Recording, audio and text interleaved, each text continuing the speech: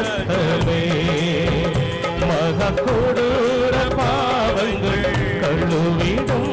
நம்மேசுவின் ரத்தமே மகா பிரதான ஆசாரியராய் நமக்கு முன் சென்ற பரிசுத்தரே மகா பிரதான ஆசாரியராய் நமக்கு முன் சென்ற பரிசுத்தரே இயேசு ரத்தமே ரத்தமே ரத்தமே இயேசு ரத்தமே ரத்தமே ரத்தமே